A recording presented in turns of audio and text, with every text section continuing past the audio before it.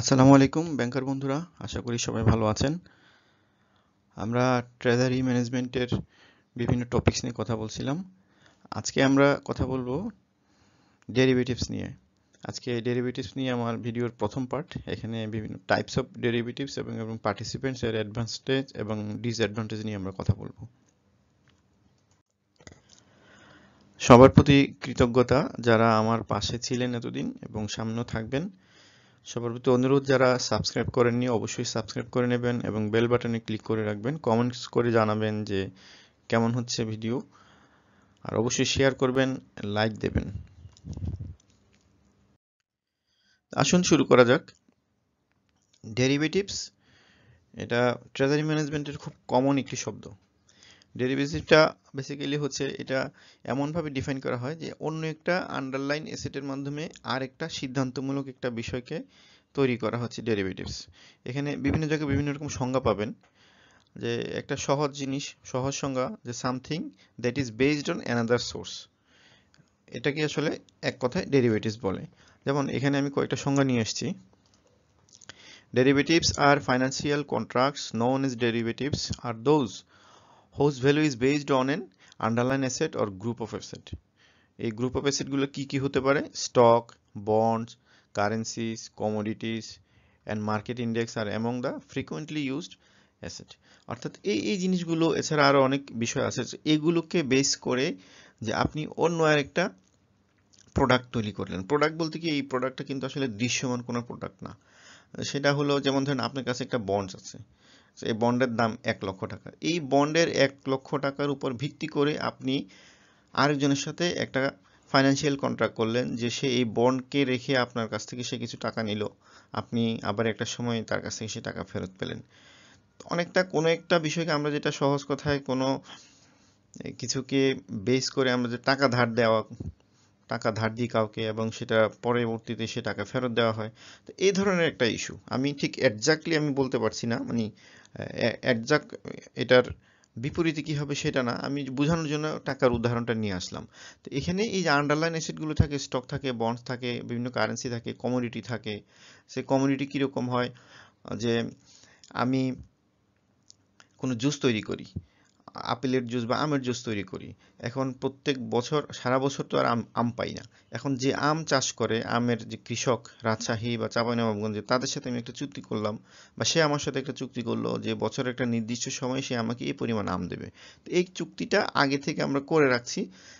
এখন প্রাইসটা আমরা আগে থেকে নির্ধারণ করবো। তো কখনো কখনো আমের ফলন যদি কমও হয়, সেক্ষেত্রে আমের প্রাইস বেড়ে যাবে, কিন্তু আমি নির্দিষ্ট প্রাইসে তার কাছ থেকে কিনতে পারবো। এখানে আমি সিকিউর যে আমের প্রাইস, অর্থাৎ র মেটেরিয়ালসের প্রাইস বেড়ে গেলেও আমি কিন্তু তার কাছ থেকে একটু কমে র মেটেরিয়ালসটা কিনতে পারবো। আবার একইভাবে যে আম বিক্রেতা, সেও কিন্তু সিকিউর থাকে যে আমের ফলন যদি কোনো কারণে খুব বেশি হয়, দাম কমে যায়, সেক্ষেত্রে আমরা যদি আগে থেকে প্রাইস নির্ধারণ করে রাখি, সেক্ষেত্রে আমের দাম কমলেও এই কৃষক কিন্তু আমার কাছে সঠিক দামে আমটা বিক্রি করতে পারবে। তো এই ধরনের, এটা অনেকটা কমোডিটি ডেরিভেটিভসের আমি উদাহরণ দিলাম। তো এই ধরনের ইস্যু, অর্থাৎ কোনো একটা অ্যাসেট, আন্ডারলাইন অ্যাসেট বা গ্রুপ অফ অ্যাসেটের উপর বেস করে আপনি আরেকটা ফাইন্যান্সিয়াল কন্ট্রাক্ট করলেন, এটাই হচ্ছে আসলে ডেরিভেটিভস।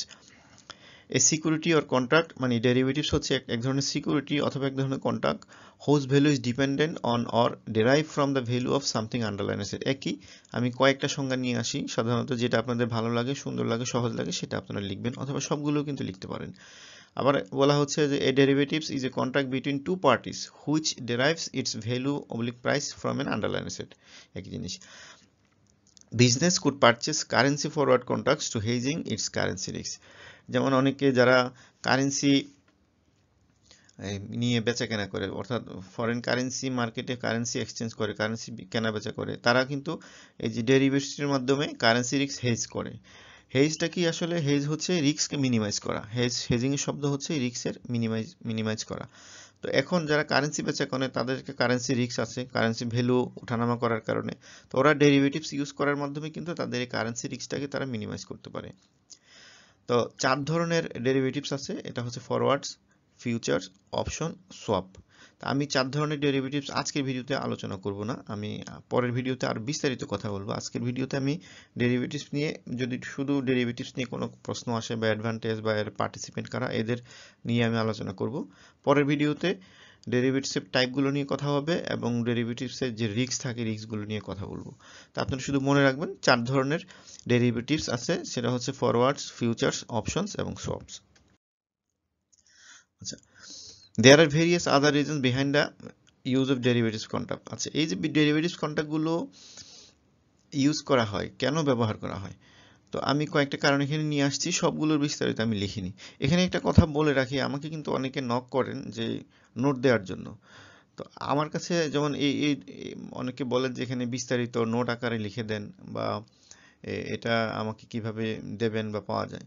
তো আপনাদের প্রতি আমার অনুরোধ যে আমি আসলে ভিডিওটা তৈরি করছি শুধুমাত্র আমরা যারা বই পড়ি বা আইবিবির যে পাবলিকেশন আছে বা ইন্টারনেট থেকে বিভিন্ন সোর্স থেকে আমরা বিভিন্ন টপিকসগুলো আমরা পড়ার চেষ্টা করি, সেখানে অনেক কঠিন ইংরেজি দিয়ে লেখা, আবার অনেক সময় সেটা পড়তে ভালো লাগে না, মানে একটু একঘেয়েমি লাগে। এজন্য আমি বাংলা ভাষায় অন্তত সহজ করে মানে গল্প না ঠিক, বাংলা ভাষায় আলোচনা করার চেষ্টা করে যাচ্ছি, যাতে আপনাদের শুধু মাথায় মনে থাকে। এখন আমি যেটা লিখছি এখানে এখানেও কিন্তু অনেক কঠিন কঠিন শব্দ আছে, কারণ আমিও বিভিন্ন ইন্টারনেট থেকেই নিয়ে এসেছি, আমি নিজ থেকে কিছু এখানে লেখার সুযোগ নেই। তো আপনারা হুবহু যে এগুলো লিখতে হবে এমন কোনো কথা নাই, আপনারা চেঞ্জ করে লিখবেন, ঠিক নিজের মতো করে সুন্দর করে গুছিয়ে নিজের ভাষায় লিখবেন, যাতে পরীক্ষক যে খাতা কাটবেন সে যাতে বুঝে যে আপনি নিজের ভাষা দিয়ে লিখেছেন। যে কঠিন কঠিন শব্দ ইউজ করলেই যে উনি সন্তুষ্ট হবে বিষয়টা তা না। তবে আপনি ভুল তথ্য দিবেন না, ভুল কথা লিখবেন না, তো চেষ্টা করবেন মানে সহজ বাংলায় নিজের মতো করে লেখার। আচ্ছা, এই যে ডেরিভেটিভস কন্ট্রাক্টগুলো কি কি কারণে ব্যবহার করা হয়, সেটা হচ্ছে প্রফিট ম্যাক্সিমাইজেশন, অর্থাৎ আপনি যে একটা ফিনান্সিয়াল কন্ট্রাক্ট করছেন, এখানে কেউ না কেউ গেইনার হবে, উভয় গেইনার, কেউ তার রিকোয়ারমেন্ট ফুলফিল করবে আর কেউ এখানে প্রফিট করবে। আবার এখানে লসের যদি সম্ভাবনা থাকে সেই লসটাকে মিনিমাইজ করা বা রিস্ককে মিনিমাইজ করা। প্রফিট ম্যাক্সিমাইজেশন একটা প্রধান উদ্দেশ্য ডেরিভেটিভসের, আর রিস্ক মিনিমাইজেশন অর্থাৎ লস মিনিমাইজেশন করা হতে আরেকটা এখানকার মূল উদ্দেশ্য। কারণ এই ডেরিভেটিভস একটা জটিল পদ্ধতি, এখানে অনেক ধরনের পার্টি থাকে, কাউন্টার পার্টি রিস্ক থাকে। তো এই রিস্কগুলোকে আপনি যখন ফাইন্যান্সিয়াল কন্ট্রাক্ট করেন অনেক রিস্ক থাকে, সেই রিস্কগুলোকে মিনিমাইজ করার জন্য কিন্তু এই ডেরিভেটিভসটা কাজ করে। তারপর হচ্ছে আরবিট্রেজ অ্যাডভান্টেজ।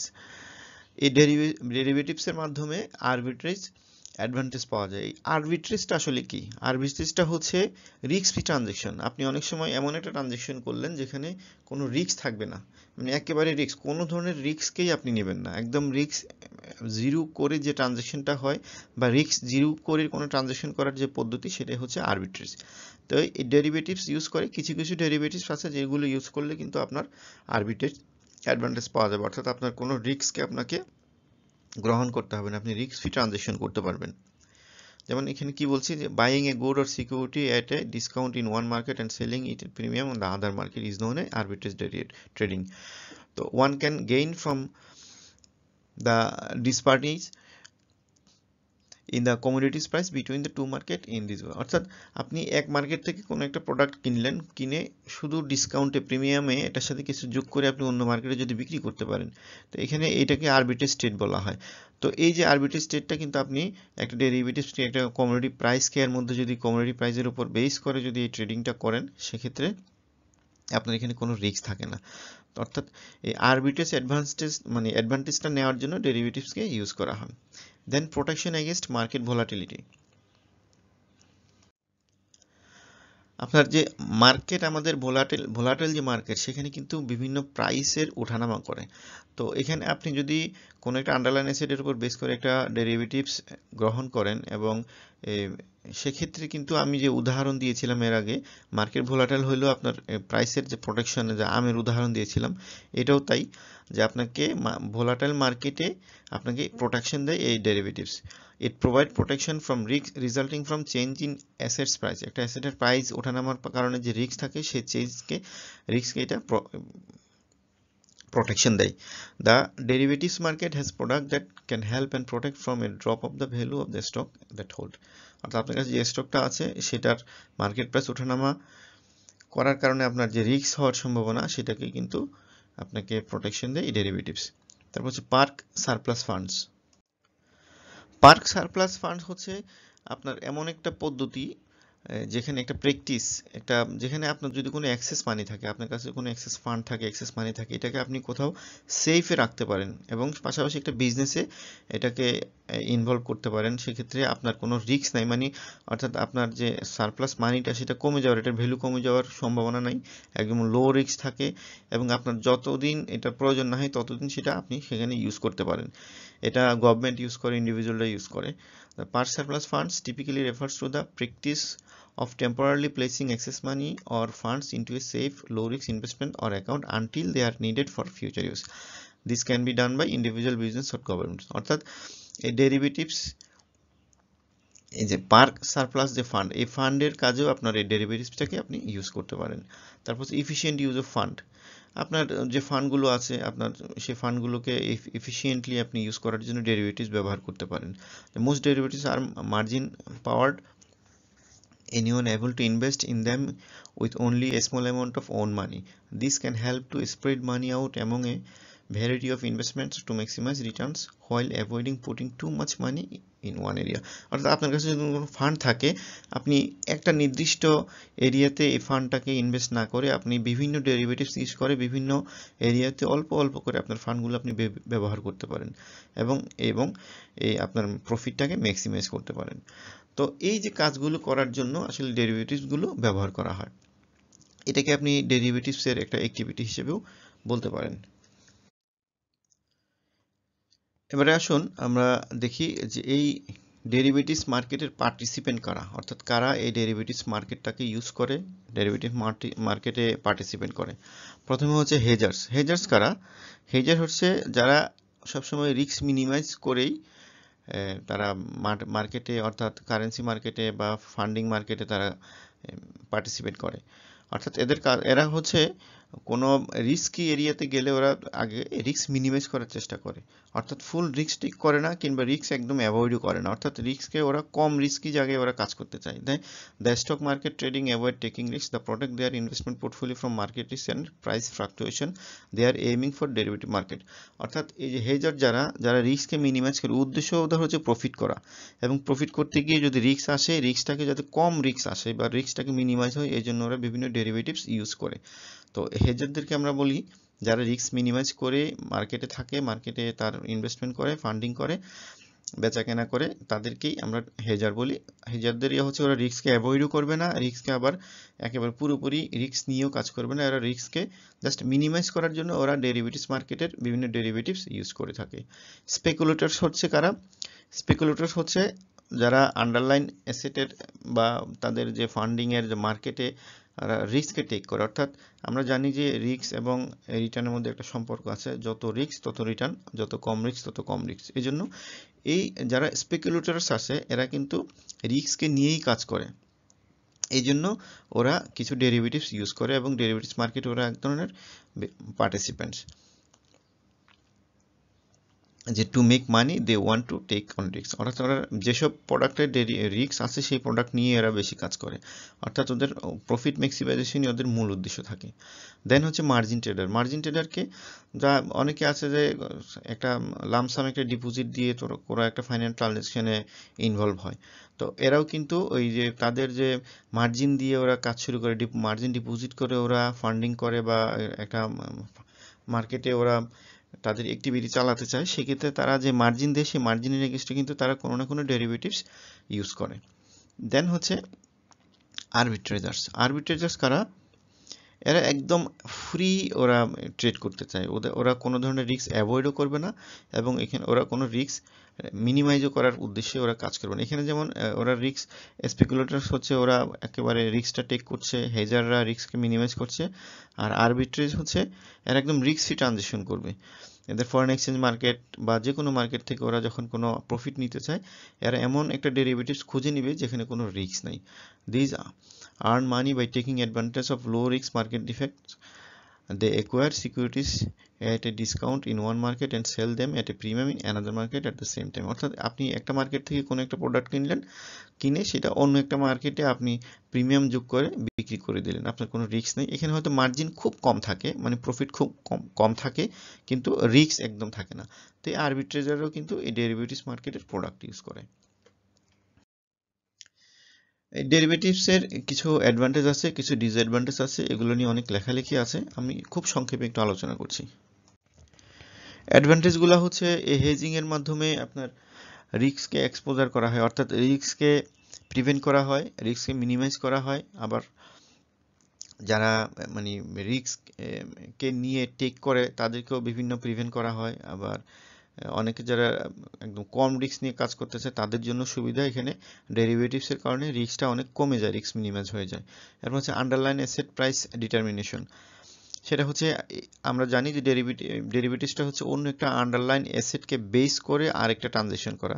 তো এই ডেরিভেটিভসের কারণেও কিন্তু আন্ডারলাইন যে অ্যাসেট সেটার অ্যাসেটের কিন্তু গুরুত্ব বেড়ে যায়। অনেক সময় আন্ডারলাইন অ্যাসেটের প্রাইস কত হবে, প্রাইস ওঠানামা, বা এই আন্ডারলাইন অ্যাসেটের যে আবার এই অ্যাসেটটাকে অন্য একটা ডেরিভেটিভসে ইউজ করার সময় যদি এর সফলতা বা এর ইউজফুলনেস দেখে, তাহলে কিন্তু ওই আন্ডারলাইন অ্যাসেটের প্রাইসটাও কিন্তু নির্ধারিত হয় এই ডেরিভেটিভস মার্কেটের, মানে ডেরিভেটিভস প্রোডাক্টের কারণে।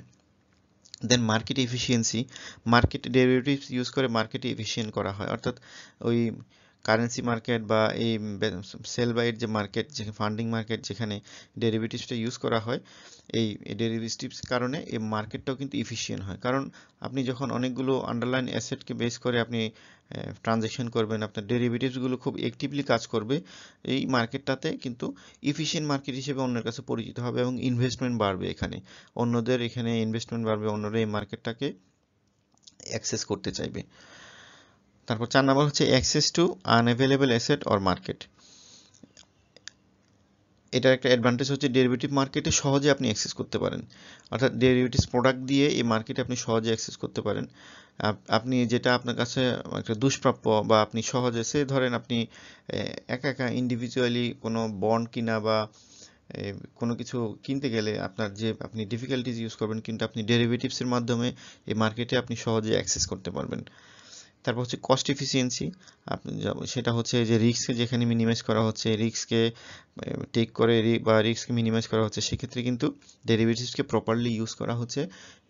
এটা রিস্ককে মানে এফিশিয়েন্টলি আপনার কস্ট এখানে ইউজ করতে পারছেন, অর্থাৎ আপনার খরচ কমে যাচ্ছে। রিস্ক যদি কম হয়, আপনার লস যদি কম হয়, আলটিমেটলি আপনার কিন্তু খরচ কমে যাচ্ছে। এটা একটা অ্যাডভান্টেজ অফ ডেরিভেটিভস। আর ডিসঅ্যাডভান্টেজ কি, এটা একটু রিস্কি, কারণ এখানে রিস্ক মিনিমাইজ করতে গিয়ে এমন কিছু জটিল ট্রানজ্যাকশনের মধ্যে পড়তে হয় যেটা আবার নতুন আরেকটা রিস্কের উদ্ভব ঘটায়। এর জন্য কিছুটা হাই রিস্ক আছে, অর্থাৎ রিস্ক মিনিমাইজ করতে গিয়ে অন্য একটা রিস্কের উদ্ভব হয়। এই কারণে এখানে বলা হচ্ছে হাই রিস্ক। আপনি হাই রিস্ক না দিয়ে রিস্কি মার্কেট বলতে পারেন, এখানে আপনি হাইটা না দিয়ে রিস্কিটা দিতে পারেন, সেটা আরো বেটার হয়। আর হচ্ছে স্পেকুলেটিভ ফিচার্স। স্পেকুলেটিভ ফিচার হচ্ছে এই ডেরিভেটিভসগুলো ফ্রিকোয়েন্টলি ইউজ করা হচ্ছে এবং এটাতে অনেক সময় এই ডেরিভেটিভসগুলোকে আনপ্রেডিক্টেবল বলা হয়, যেমন বোঝা যায় না যে এটা আসলে ঠিকভাবে কি কাজ করবে কিনা বা ডেরিভেটিভসগুলো কি। এজন্য ট্রেজারিতে যে অনেকগুলো ফিচার থাকে, ট্রেজারি যারা কাজ করে অনেক ফাংশন, তার মধ্যে ওরা রিস্ক টেক করে ওরা কাজ করে, রিস্ক মিনিমাইজ করার জন্য কাজ করে। তো ডিলাররা এখানে অনেক রকম কাজ করে, তো সব ব্যাংকে কিন্তু এই প্রোডাক্টটা নাই। এই জন্য এটাকে স্পেকুলেটিভ ফিচার বলা হচ্ছে, যে সবাই এটা কাজ করতে পারে না, মানে সবাই এটা ইউজ করতে পারে না। যদিও যারা ইউজ করে ফ্রিকোয়েন্টলি ইউজ করে এবং কিছুটা আনপ্রেডিক্টেবিলিটি আছে এখানে। তারপর counter party risk. Counter party risk হচ্ছে আপনি প্রোডাক্ট যখন ট্রানজ্যাকশন করলেন, এখানে দুইটা পার্টি ইনভলভ হয়ে যায়, ব্যাংক টু ব্যাংক হতে পারে বা কমোডিটিতে একটা পার্টি টু পার্টি হতে পারে। তো এখানে কাউন্টার পার্টি যদি কোনো কারণে ডিফল্ট করে, কাউন্টার পার্টির একটা রিস্ক কিন্তু থেকে যায়। কাউন্টার পার্টি রিস্ক বেসিক্যালি সকল ধরনের ট্রানজ্যাকশনই থাকে, এটাও ওই ধরনের যে আপনি যার সাথে ট্রানজ্যাকশন করছেন তার ডিফল্টের কারণে আপনি যে রিস্কের মধ্যে থাকেন, এই ডেরিভেটিভসে কিন্তু সেই রিস্কটা থাকে। তারপর কমপ্লেক্সিটি। কমপ্লেক্সিটি হচ্ছে এই ডেরিভেটিভসগুলো আসলে অন্য আরেকটা প্রোডাক্টের উপর, অন্য একটা অ্যাসেটের উপর বেস করেই তৈরি করা হয়। এই জন্য রিস্ক কমাতে গিয়ে দেখা যায় আরেকটা রিস্ক চলে আসে। এই জন্য অনেকে এটাকে বলছেন এটা আসলে একটা জটিল পদ্ধতি, এখানে অনেক কমপ্লেক্সিটি আছে।